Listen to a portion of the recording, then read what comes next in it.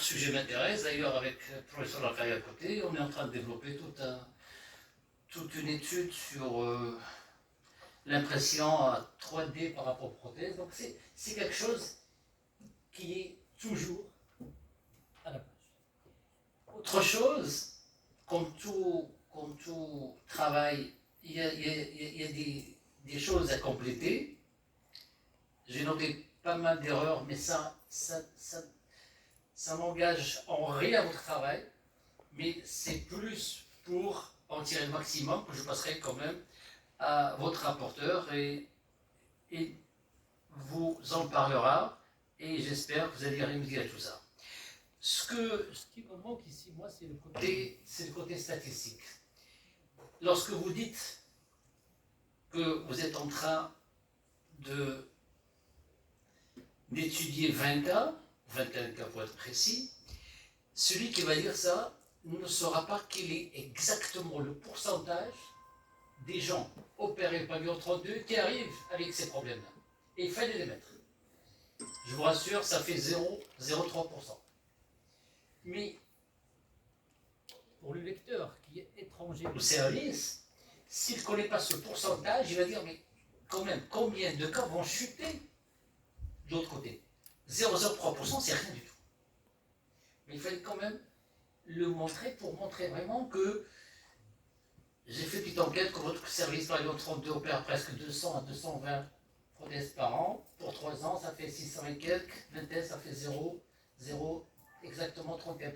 Donc, c'est rien. Mais il fallait quand même le mettre et le mettre vraiment en relief pour que les gens qui disent ça comprennent que c'est un taux petit. C'est vraiment un tout petit taux. Mais il fallait le mettre. Deuxième chose qui m'a un petit peu attiré mon attention, c'est que vos stats sont clairs, vos images sont très pertinentes, mais il y a plus de cas opérés masculins que féminins. Et je demanderai à votre rapporteur de laisser mon antenne sur ce côté-là, parce que je n'ai pas compris s'il a une proposition. Sinon, je n'ai rien à ajouter, surtout après l'intervention très éminente de professeur Raphaël, qui est plus technicien dans la matière que moi. Sauf que, comme j'ai toujours l'habitude de dire à mes étudiants, je te souhaite plein de bons trucs, que ce soit au côté familial, professionnel. Et à travers toi, je remercie ta famille, qui t'ont prodigué une très grande éducation. Et chacun de nous, Dieu sait qu'il est l'ambassadeur de sa famille, et je sais que tu représentes très bien. Quand on voit quelqu'un, on voit à travers lui la famille. Et donc, je retire encore mes félicitations pour ta propre famille. Et je te dis bon vent et merci. Merci, monsieur le professeur Benmoussa, pour cette intervention concise et précise. Et à mon tour, sur Rahmi Yassine, de prendre la parole, cette fois-ci en tant que juge. Et comme je l'ai dit au départ, c'est un sujet qui m'a tout de suite interpellé parce que j'y découvre l'autre facette qu'on a. On a l'impression des fois qu'on la néglige, ou c'est la réalité. On sait combien c'est intéressant d'avoir un bon réanimateur avec vous pour le préopératoire, pour le père et pour l'après, le post-op. Mais on n'évalue jamais, je ne vais pas dire on sous-estime, mais on n'évalue jamais à sa juste valeur cette intervention de notre partenaire, le réanimateur. Et votre travail est venu pour nous éclairer, pour nous donner ce que c'est que ce travail, combien il est intéressant aux 3 phases, en pré-op, en péro et en post-opératoire. Certes, une petite série de 20 cas par rapport à, si je rejoins parfaitement ce qu'a dit Sidi Moussa, il fallait peut-être mettre en exergue ce pourcentage, c'est 20 cas par rapport à l'ensemble des cas qui sont opérés par toute l'équipe. Mais ces 20 cas, ils nous ont donné un contenu qui est très riche et qui, personnellement, j'ai appris beaucoup de choses et certaines choses m'interpellent et comme ça a été dit par mes prédécesseurs, ça me pose encore des questions, dire comment ça évolue, comment ça va être réglé par la suite. Je vais y revenir par la suite. Sur le plan forme, c'est un travail fluide, facile à lire, Et comme le sujet, le travail aussi était passionnant parce que chaque chapitre vous envoie à l'autre et on a toujours, en lisant, on attend d'arriver à des solutions, d'arriver à des réponses à certaines questions. Au fur et à mesure qu'on travaille, les questions surgissent parce que, comme je vous l'ai dit, on s'occupe tellement du côté technique, du côté préparation orthopédique et tout, et on oublie le côté terrain, le côté de prise en charge générale, parce qu'on dit il y a un réanimateur qui peut faire ça, mais on ne se met jamais à sa place pour voir ce qu'il y a. Et en lisant le travail, chaque paragraphe m'envoie vers l'autre parce que je dis je vais trouver la question à ce qui se passe. Et effectivement, c'est un travail très très important. Je félicite nos collaborateurs, tous les réanimateurs, et ainsi que nos collaborateurs, à leur tête, votre rapporteur, le professeur Bouhuri, qui nous a donné l'occasion de lire ce travail et de comprendre combien c'est important la coordination et la collaboration entre chirurgiens et réanimateurs. Et il ne peut réussir cette collaboration que en sachant ce que fait l'un et l'autre. De votre part, ce qu'on fait, ce qu'ils sont nos soucis, et de notre part, quels sont vos soucis et qu'est-ce qui vous intéresse. C'est comme ça qu'on pourra faire justement une bonne prise en charge. Donc le travail sur le plan formel et fluide, il est bien fait, hormis quelques fautes de frappe, ça on en voit fréquemment, mais bibliographie est très riche comme ça a été loin, avec une iconographie également bien faite et une fluidité, et je ne peux que vous féliciter pour cette qualité de travail.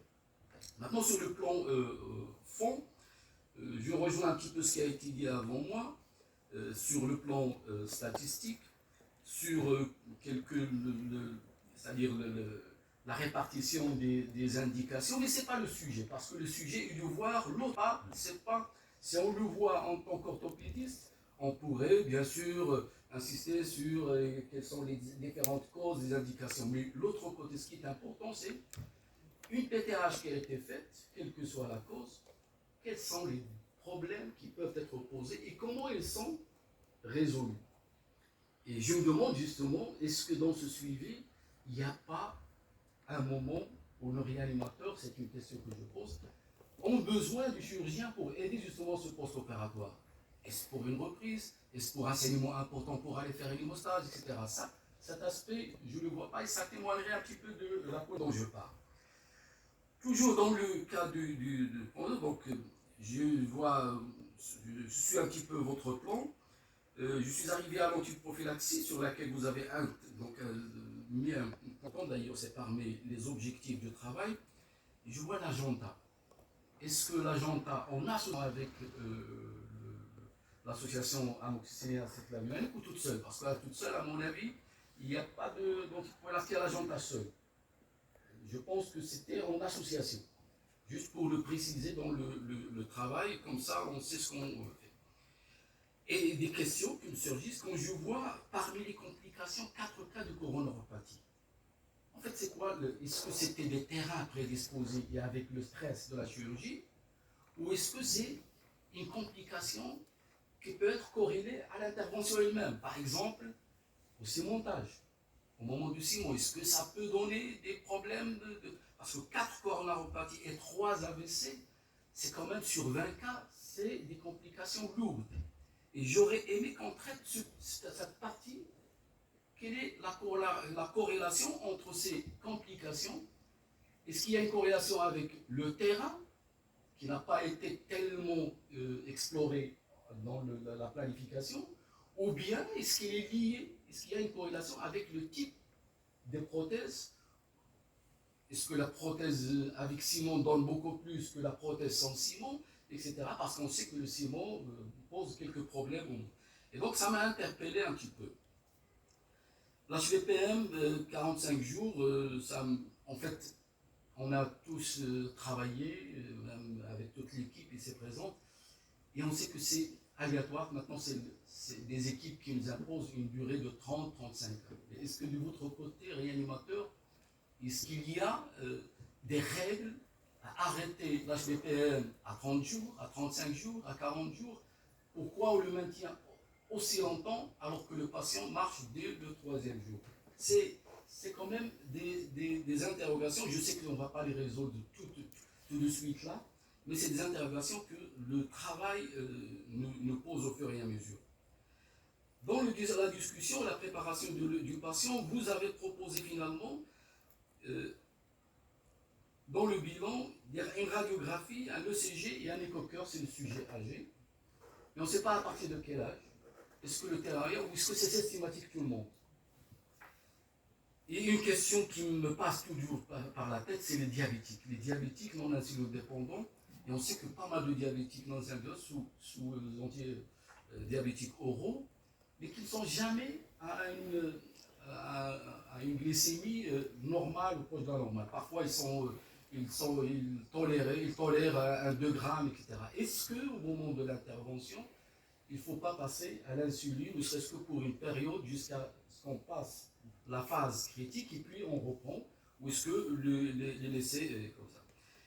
Et une dernière question, toujours, vous avez vu, c'est des questions qui m'ont interpellé, à qui je n'ai pas une réponse exacte.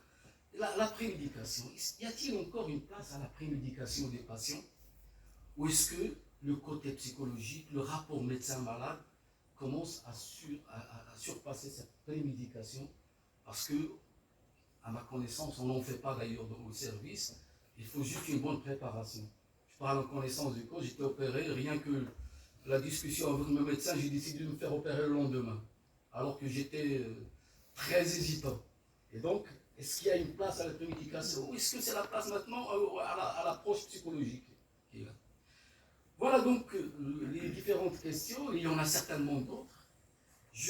J'avoue que j'ai appris beaucoup plus que j'ai à commenter, j'ai appris parce que c'est une facette qu'on a rarement décortiquée, et vous nous avez donné cette occasion, M. Yassine Rahmi. C'est pour ça que je vous remercie énormément, et à travers vous, je remercie votre rapporteur. C'est pas étrange quand je vous connais, je connais le terrain dont vous avez été élevé, avec une famille de médecins, et si je n'étais pas très scientifique, j'allais dire que c'est héréditaire, mais on ne pourrait pas le dire, on est scientifique quand même, mais il y a le contexte qui joue un rôle très important, comme l'ont dit mes prédécesseurs. Je suis très très fier de vous et très content, et je ne peux que vous féliciter à travers vous, vos parents, votre famille. Ce contexte joue très important parce que le profil de la médecine, on ne la maîtrise jamais parfaitement, quel que soit.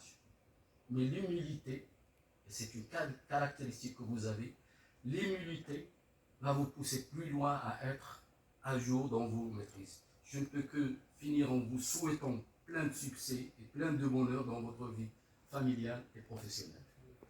Si vous permettez, je vais donner la parole à votre maître et rapporteur, le professeur Bouhouri, professeur d'enseignement supérieur de l'anesthésie-réanimation, qui va peut-être nous apporter un peu plus d'éclaircissement sur certains points, sur ce travail très important. À vous la parole, M. Bouhouri. Merci, Monsieur le Président. Merci, Yassine, d'associer cette jury très importante. Bien sûr, le professeur Desch, que je connais, c'est un grand ami et qui est le chef du service de traumatologie. Le professeur Raphaël aussi, que je le félicite, je le remercie d'avoir été parmi nous parce que je ne connais pas ses compétences, pas ses disponibilités en malade.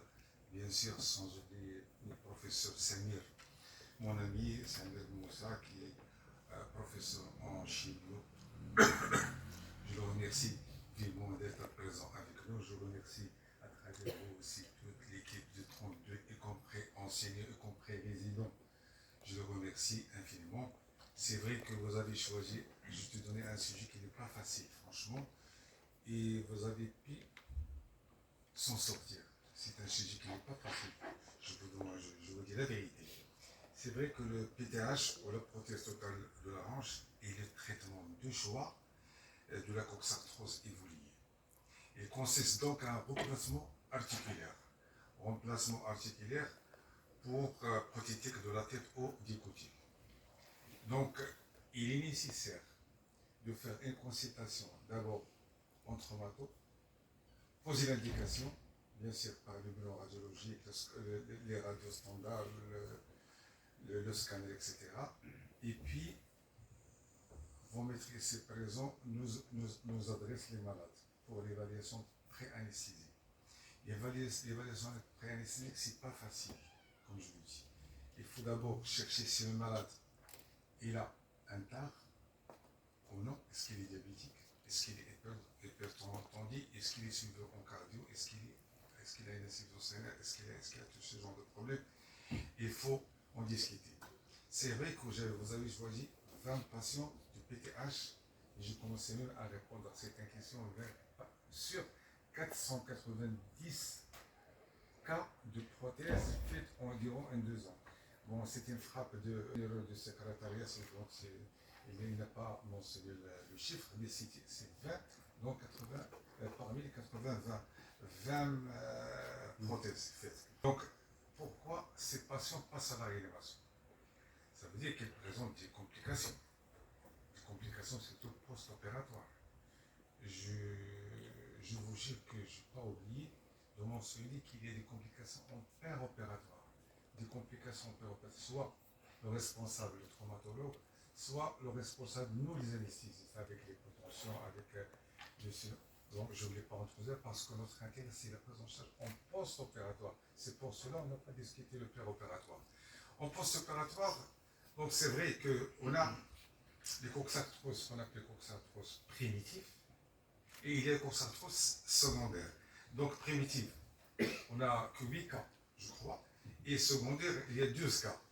Donc le type de prothèse, si je me souviens, il y a 12 cas sémentés et 6 cas non sémentés, et le reste qui est 2 cas par hybride. Donc ceci dit que le motif de transport, de transfert en réanimation, nous rejoignons vraiment la littérature, si je le dis, parce qu'il y a 3 cas de troubles neurologiques en post-opératoire, c'est-à-dire pas en retard d'oreille. Nous rejoignons l'équipe de FES et l'équipe de Oujda.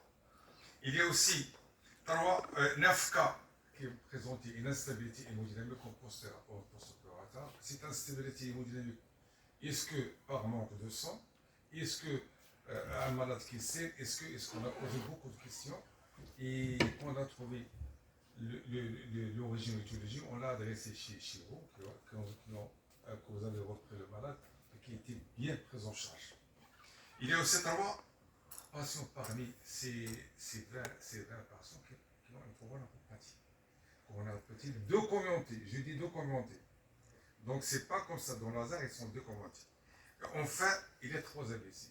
Ces AVC, on le voit souvent le post-op des malades, qu'ils soient en chirurgie viscérale, qu'on soit en traumatologie, qu'on soit. Donc il y a ce qu'on a. Et ça c'est décrit dans la littérature. Si on cherche des travaux de, je ne me souviens plus du monsieur de Steinbelge, il y a aussi des AVC qui se reviennent en post-opératoire. C'est décrit dans la littérature, non, on ne connaît pas l'éthiologie au juste. Peut-être qu'il y a un embole qui a migré, qui est arrivé au niveau des carotides. C'est fort possible. Donc, le traitement, c'est vrai, le traitement, bien sûr. Après, quand il vient chez nous, le traitement, d'abord, on commence par l'antibiothérapie. L'antibiothérapie, c'est des céphalospirines associées à l'Ajanta. Cyril a bien décrit l'association antibiothérapie de l'Ajanta et la céphalospirine. Bon, bien sûr, quand il arrive chez nous, pavillon 33 au réanimation, on donne l'analgésie, c'est tout à fait normal, et on fait la prévention de l'ulcère gastrique par certains médicaments que je ne voulais pas mentionner le nom commercial. Bon, et bien sûr, l'indication de la rééducation. Normalement, l'équipe de 32 qui ont été l'équipe quand il opère le malade, le deuxième jour, il marche. Donc il a repris son travail, il a repris son activité. Mais chez nous, quand il vient, on doit l'hospitaliser, on doit corriger le cas. Pourquoi il est chez nous? Il a rééducation, on commence même la rééducation, même si au lit. Bon, il y a les kinésithérapeutes qui savent comment on fait la kiné.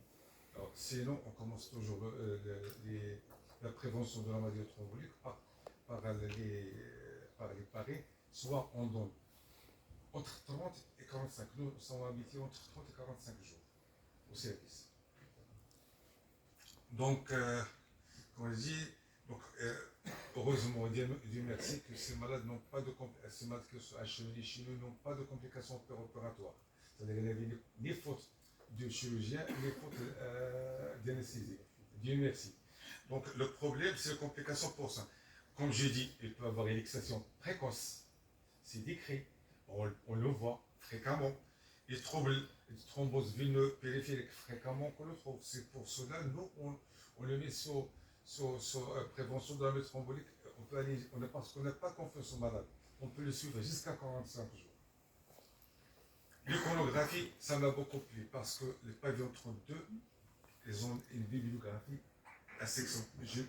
Je salais à travers vous aussi, non pas les conditions, mais les résidents que je connais, la Makaimoto à l'Almaret, comme ça. Bon, est-ce qu'on parle un peu de l'anesthésie? Bon, je vais parler un peu de l'anesthésie. L'anesthésie, c'est vrai que actuellement, l'anesthésie générale n'est plus fiable, n'est plus utilisable. On fait que les blocs, soit bloc rachis anesthésie, soit d'autres blocs qu'on peut le faire. Vous le savez très bien, vous êtes anatomiste, vous le connaissez très bien. Donc, on fait ce genre de l'anesthésie, ou il y a de la rachis anesthésie, ça facilite les malades. Et il y a un tout problème que je ne voulais pas le mentionner, mais parce qu'il n'est pas décrit dans la thèse, c'est les malades stentés et qui ont besoin d'une prothèse. Alors, qu'est-ce qu'on doit faire? La prothèse, ce n'est pas moron. Le malade, il faut attendre. Il faut attendre au moins 3 à 6 mois. Après la correction des stents, après le thrombo, les paranothérapies, les rééducations aident un peu à opérer le malade. Bon, je vais quand même répondre à certaines questions. La question de mon ami le professeur Rafi, coxite. C'est pas coxite, c'est une erreur de frappe de secrétaire, c'est une coxarthrose. L'amoxicilline associée à l'acide clavulinique, qui donne par exemple l'augmentin ou l'indugélique. Pour la page 16, c'est l'inflammation au lieu de la coxite. C'est qui est l'indication de l'ablation des matériels. On vous redonne le malade pour enlever le matériel. Pour le professeur Blamouza, j'ai mentionné qu'il y a 20 cas sur 490, c'est un oubli tout simplement du 490. Et pendant 2 années, oui. Et si on le chiffre adjusté, c'est 0,04. Le problème de femmes, hommes, qui est l'abscisse, ça nous rejoignons la littérature, on ne sait pas pourquoi l'homme est un peu supérieur à la femme. Pour le professeur Gersh, reprise et faire de l'homostase. Dieu merci qu'on a une équipe qui peut à n'importe comment nous leur dit il faut reprendre son mode parce que les méthodes il les prend en charge. Donc on n'aura pas de problème. La jonta doit être toujours associée au céphalosporine. C'est pas tout seul, parce que c'est tout seul le problème pose un céphalosporine, c'est une contre-indication. Donc il faut l'associer pour activer l'activation sur le gène. 4 coronaux sont des malades bien suivis. On a 4 coronaux et ces malades sont bien suivis et documentés et qui sont bien traités. C'est pour cela qu'on peut les faire. Sinon, on peut retarder le diagnostic. Les AVC, comme je l'ai décrit, c'est naturel, c'est décrit dans la littérature. Bon, c'est le HBPM, oui, je réponds toujours à la question de mon ami le professeur Legache. Il y a des règles pour arrêter le HBPM, je suis tout à fait d'accord avec vous.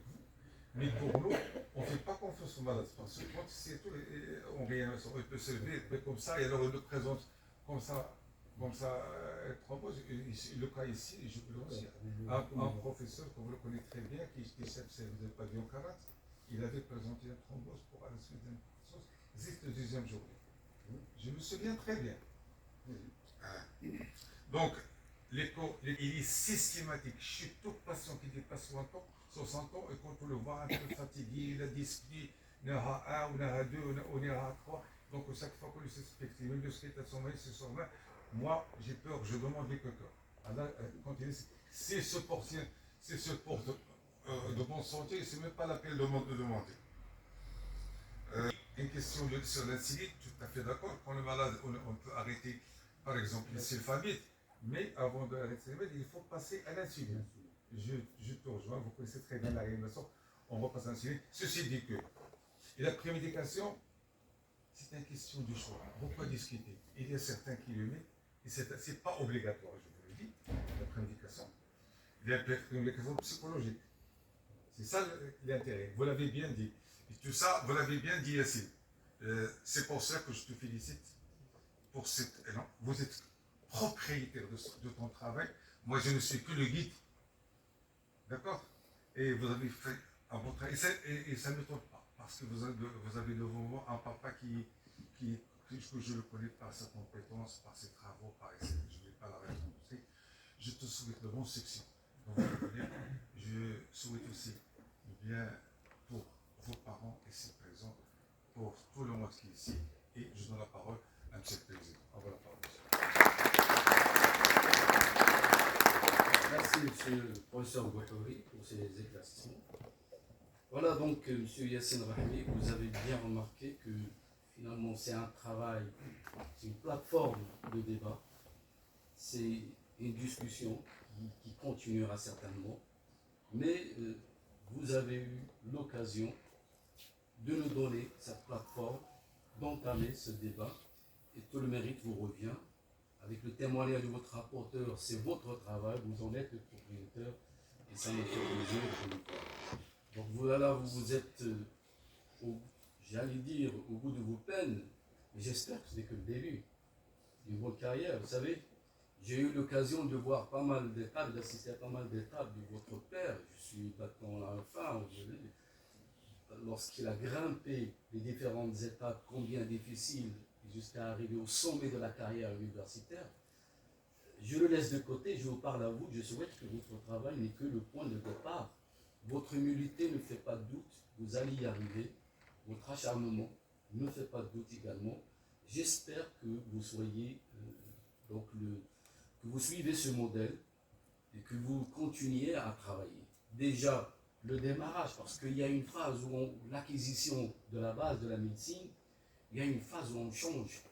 C'est la soutenance et on commence à foncer, à mettre le pas dans l'avenir médical, le vrai exercice médical.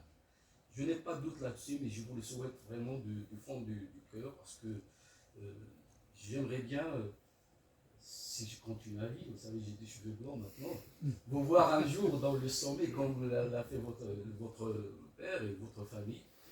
Et donc, je vous félicite et je vous reçois à plein cœur et à plein bras dans la confrérie des docteurs en médecine. Votre travail était bien débattu, long et en large, avec les points forts et les points négatifs, et nous sommes parvenus à l'unanimité, à l'accepter avec les félicitations unanimes des membres du jury, avec une très honorable, et à la proposition donc à l'échange avec les facultés étrangères.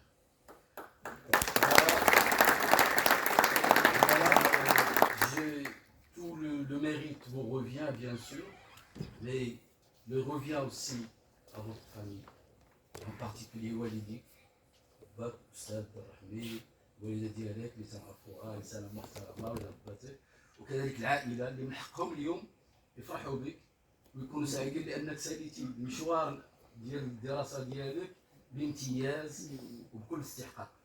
هنيئا لك ولدي، وقبل ما تبدا هذه المساله تاخذ طريقها تهز اليد اليمنى وتأدي قسم طريق.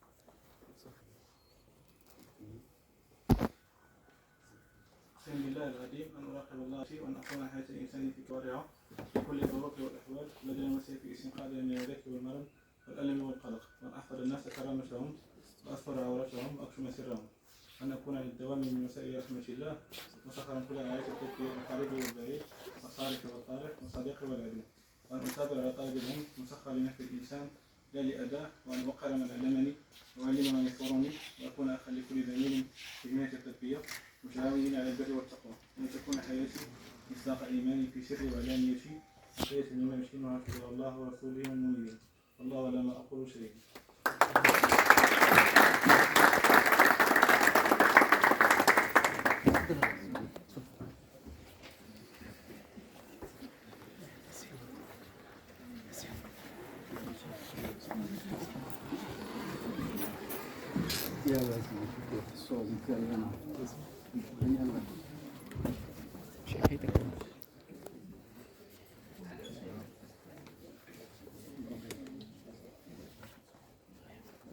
شيل الوسط هذا جيب شيل الوسط.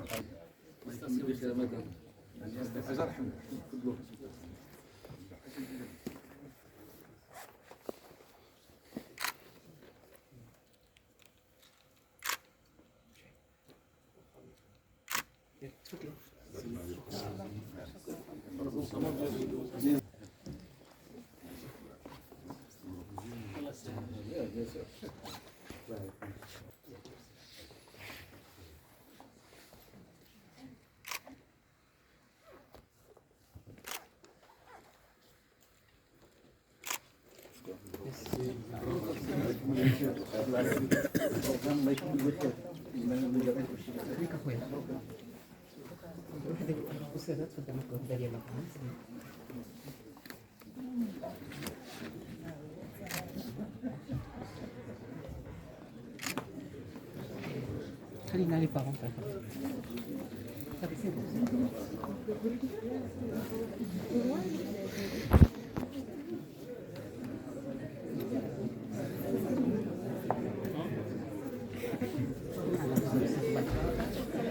لا شدي معنا تصلح.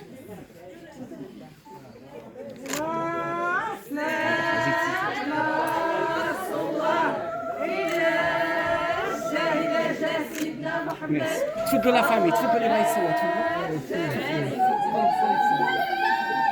هنيئا هنيئا لنا جميعا. بارك الله عليك.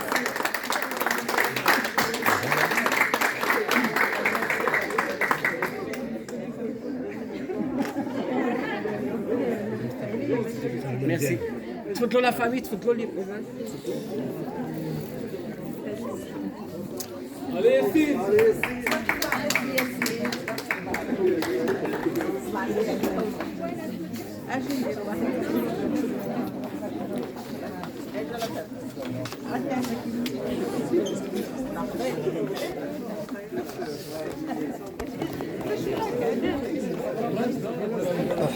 خليها حوجي الوسط حوجي اجي اختي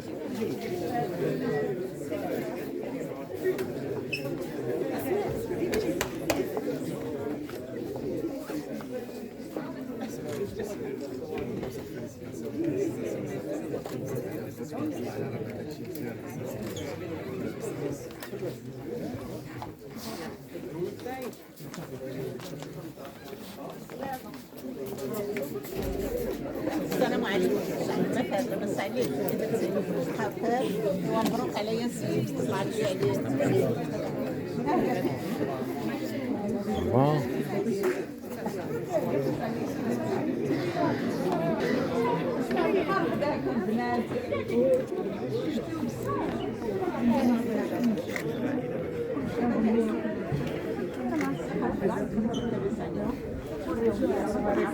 السلام عليكم. بارك. تخلوني ناخذ واحد الصوره بالشكل اللي بغيت انا واخا. يلا سير. اسمح لي بلاتي خليك